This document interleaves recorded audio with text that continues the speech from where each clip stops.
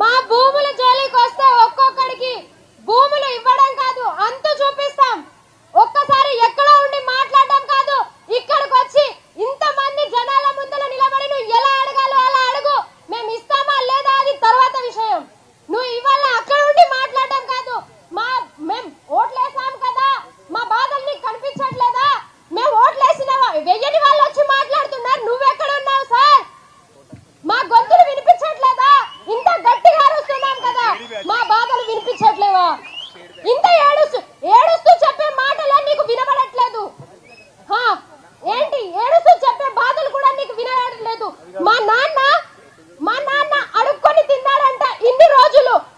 మీరు కేసీలు వేసి ఎక్కడెక్కడికో మొత్తం పలారిలో ఉన్న వాళ్ళందరూ అడుక్కు తిన్నారు.